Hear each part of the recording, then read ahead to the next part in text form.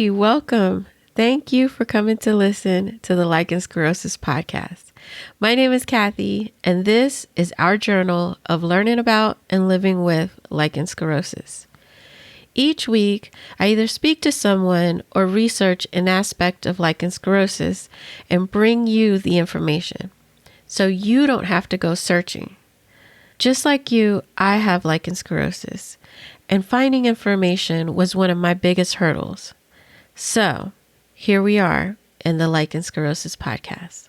This information is for educational purposes and does not constitute medical advice. Speak to your medical provider before making any changes to your care.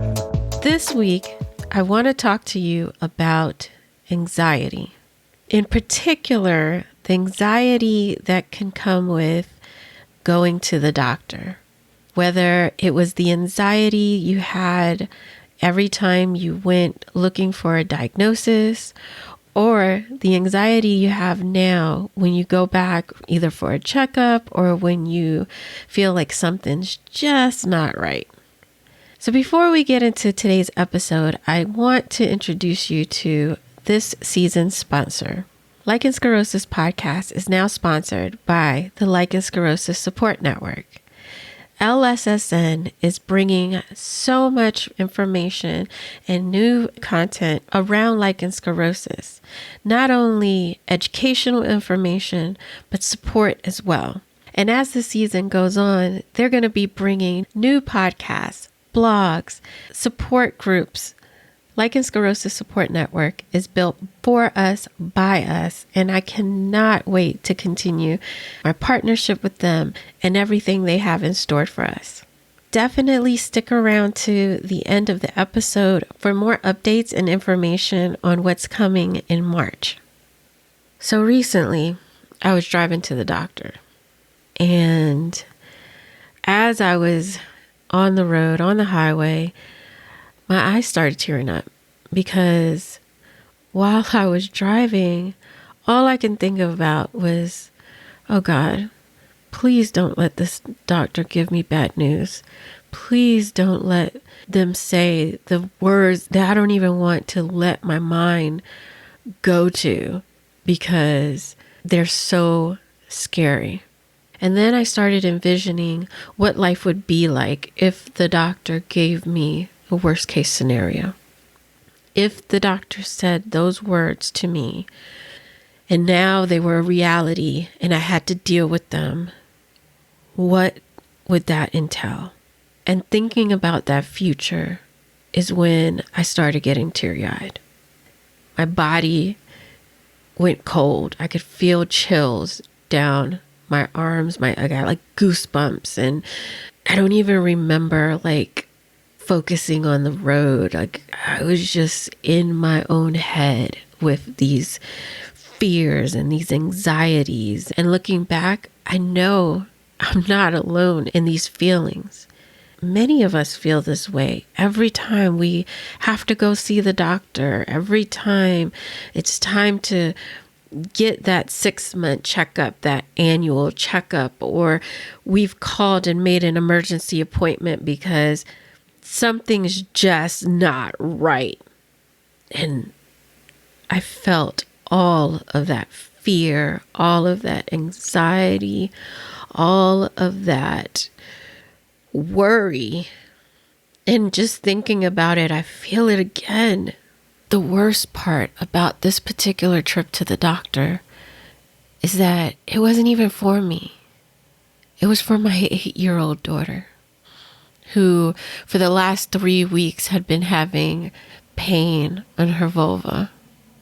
And I had not even registered this anxiety and fear when it was my turn to go to the doctor. When it was me, I was on a mission. I mean, I was so focused on what was happening to me at the moment that I didn't let the fear of what the future could be like even register when I was going to the doctor.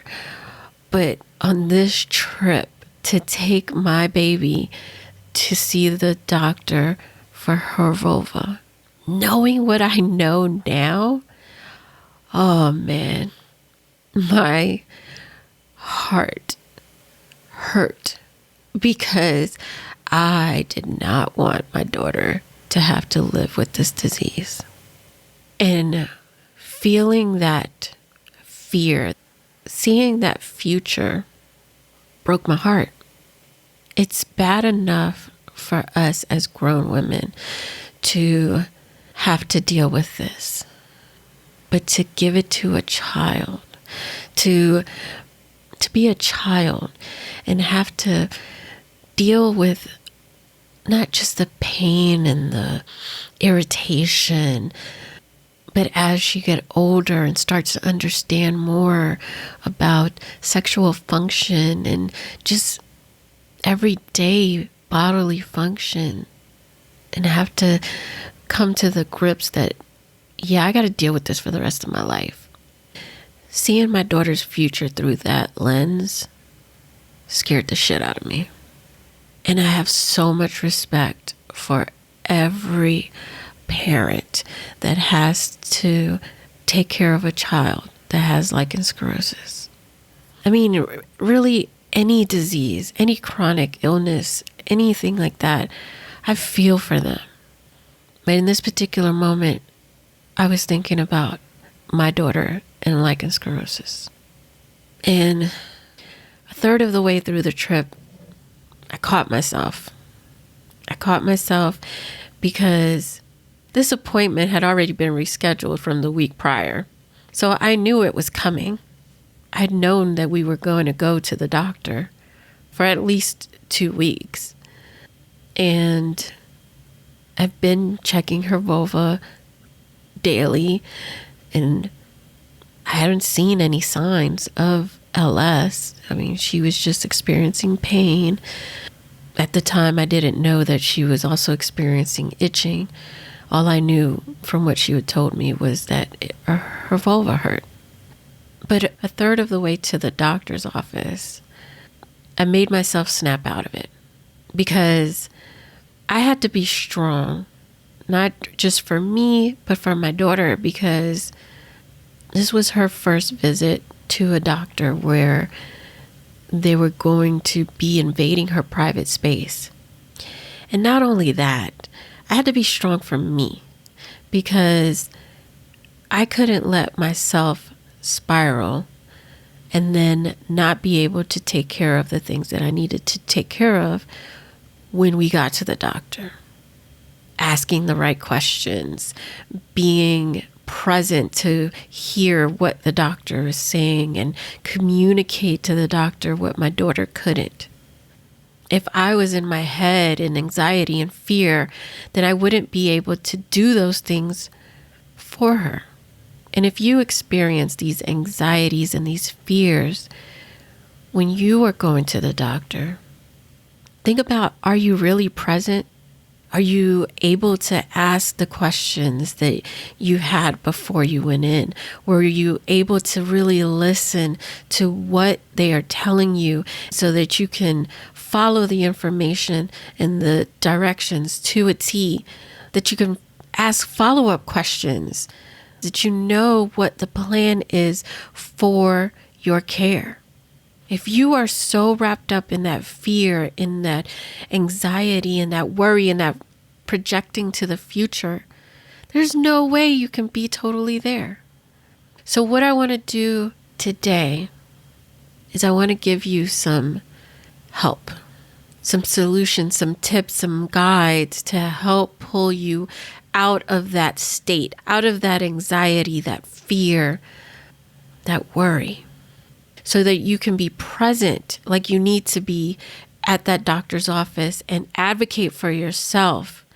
One way that I snap out of a negative spiral, or negative emotions, is by using mindfulness. I focus on what is going on around me. I take a deep breath, take a second or two, and focus on what I'm seeing, focus on my surroundings, listening to what's going on around me, really hear the noises and the sounds that are in my space so that I can concentrate on those. Smell what's in the air and focus on that scent. Feel the temperature on your skin, your clothes, the texture. Really feel it. And it'll pull the focus away from those negative images in your mind, those negative emotions. And it'll cause your subconsciousness to focus on what's present, on your now, on where you are at that moment. And then I take a deep breath. Now that I'm not focused on those emotions, on those thoughts, I take a deep breath. And I acknowledge those emotions. I don't just push them to the side like they never existed. I acknowledge, yes, I am afraid. Yes, I am anxious. And then I replace them with the positive. I replace them with their opposites. Yes, that can happen, but this positive can happen too. I can go in there and get amazing news. I can go in there and the doctor can tell me everything looks great. You're doing amazing. Keep it up. Keep doing what you're doing. Everything looks normal. It's working. So I'm going to concentrate and project those positive images in my mind's eye. I'm going to focus on that instead of focusing on the negative. So how do we conquer these negative thoughts? The first thing that I do is ask myself, is this something that I can change? Is this something that I can currently at this moment do something about? If the answer is no, then I got to let it go. I ask myself, is working myself up, is thinking about this going to make it better?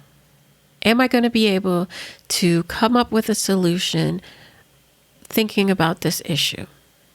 If the answer is no, I got to let it go because it's not doing me any good. I'm not going to be able to do anything about it. I'm not going to be able to solve this issue. So I got to let it go.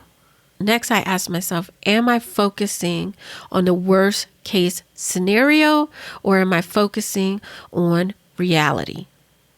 If I'm focusing on the worst case scenario, that is not reality. You know why? Because worst case, there's at least one other way that this can go.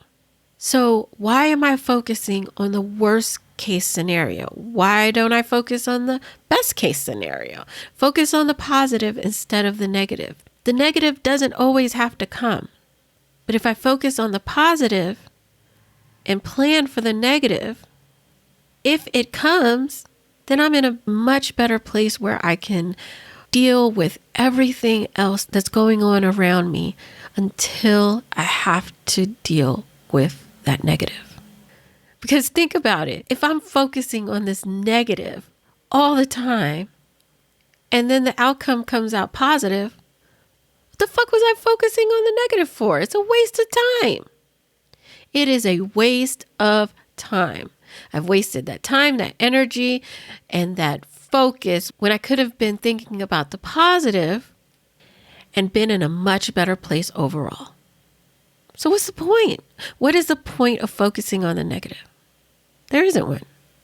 So what you need to do is concentrate on the things you have control of and the things that you know are facts instead of the things that are out of your control and you're just speculating about. Review what you know. What are the facts? The fact is you're going to the doctor. So you are going to get some news, right? Either you're going to be better, you're going to have stayed the same, or you're going to be worse, right? So if you're better, that's great. That's good news. That's positive. If you're the same, depending on where you are, that could be positive or negative. So it's more of a neutral because you haven't changed. And if you're worse, then okay, that's the negative. But if you're focusing on the positive, not to say that it's going to happen, not being delusional and saying only the positive can happen, because that's not realistic. But focusing before it even happens, focusing on the negative is just going to put you in a bad mood where you're not even present for the positive things that can happen, for the positive that the doctor can say. You're just focusing on all the negative and flushing the positive out. So concentrate on what you can change and what the facts are. On the way to the doctor's office, focus on the questions that you want to ask. Focus on what it is that you want to cover in this appointment. Focus on that list that we covered in the episode Advocating for Yourself, which I will link that episode in the show notes. Go back and listen to that because it's a step-by-step what you need to do for every doctor's visit. And if you concentrate on that checklist, then you don't have space for your mind to wander to these negative emotions and thoughts. Keep your mind focused on what you are there to do and not what's going to happen in the future. Remember, you have control of what you say, not what the doctor says. So, since you can't control what they're about to say, focus on what you're about to say. Focus on what you're about to do.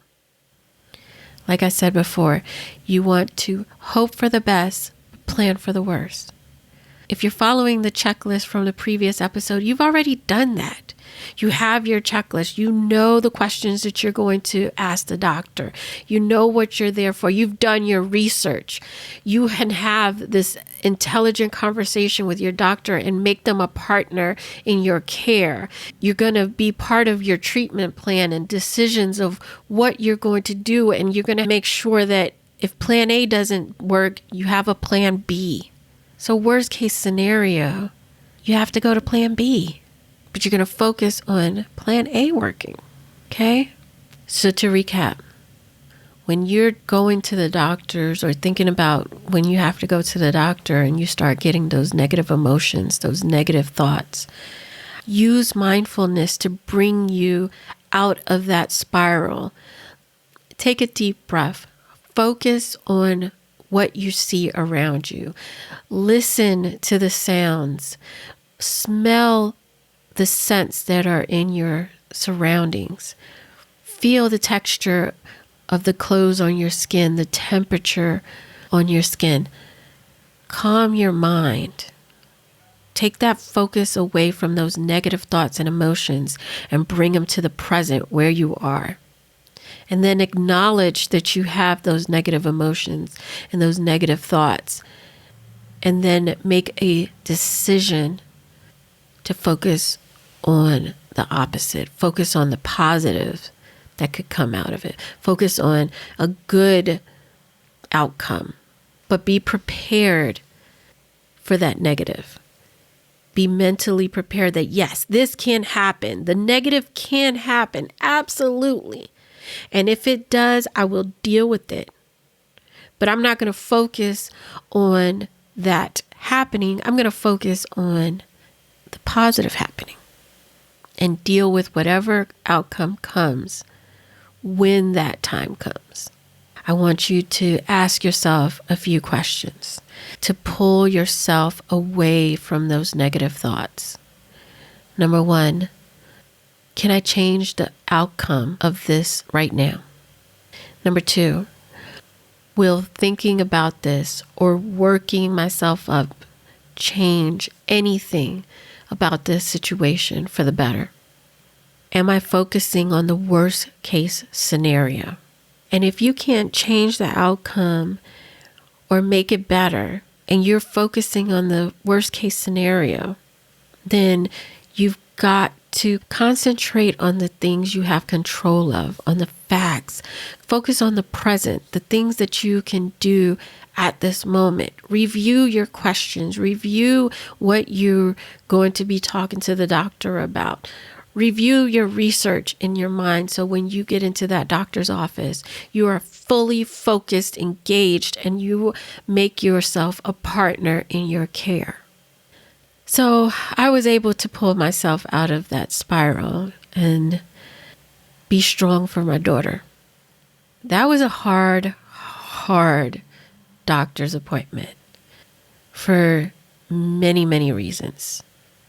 The least of them, the worry. But I'm happy to say that her doctor doesn't think she has LS.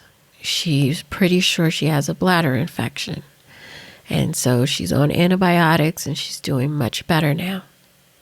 So that negativity that was trying to overtake me was for nothing. And by pulling myself out of that spiral, I was able to be there and have the strength and be the positive force that my daughter needed me to be for her at that time. I hope these tips that I use can help you the next time that you get anxious and you worry about going to the doctor, what's going to happen at your next visit. Because a lot of the times it can never get as bad as what we think. And so try to focus on the positive, but plan for the worst. I want to know, how do you deal with the negative racing thoughts and the emotions when you have to go to the doctor? Do you have any tips and tricks of how to calm your mind? Let me know. Email me at Kathy with a K at LichensClerosusPodcast.com.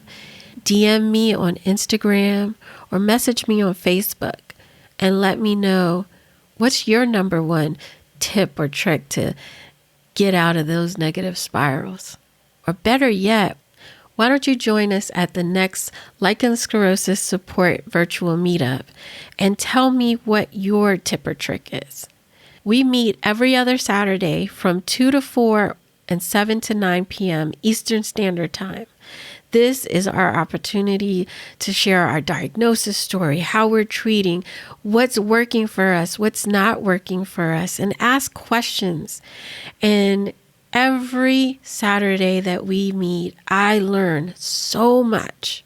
And I meet so many different wonderful women who become a part of my community. And I want you to be a part of that. So sign up at lichensclerosuspodcast.com/connect so you can get updates and notifications. Sign up today because our next meeting is on February 20th and I cannot wait to see you. And talking about my group, I want to give a huge birthday shout out to Megan. Happy birthday, girl. I love your energy. I love your spunk, your fight. You are going to beat this. You're already on a better path than when we met. And I cannot wait until you are completely pain-free. Now, I promised you some more information on what's coming in March. I'm so excited. I've got 2 big pieces of news coming out of the Lichen Sclerosus Support Network. Number 1, if you are a Spanish speaker or you know someone who speaks Spanish and has lichen sclerosus and needs the information that I provide in this podcast, but they just don't understand English, I got you. Lichen Sclerosus Support Network is sponsoring a Spanish lichen sclerosus podcast. You heard me right. We're coming at you full in español. You hear me? The first episode comes out March 1st and it's called Linquen Escleroso. So if you know somebody who is Spanish speaking or you are Spanish and you would like to hear this podcast, you can go and sign up for email notifications for as soon as the podcast drop and any news and updates about the podcast at lichensclerosuspodcast.com/Spanish. All you have to do is put your name and your email address and you in there. We got you. And for all my English speakers, I got something coming for you too. How would you like to read a blog written by an LS sister who I have to say is an amazing human who's beating this disease in its own game? My girl has been in remission for 9 months probably going on 10 months now. And she has an amazing comeback story. A year and a half ago, 2 years, if you would have told her she would be where she is today, she would not have believed you. And those are from her own words. So I am so excited for her to tell you about her experiences and her journey in the upcoming blog, The Lost Labia Chronicles. Is that not like the coolest fucking title ever? Okay. So if you want to be one of the first to read this amazing new blog coming to the public March 2nd, you can go to lichensclerosuspodcast.com/join TLLC, JOIN TLLC, and sign up for updates and notifications. And you get a little special something for being early.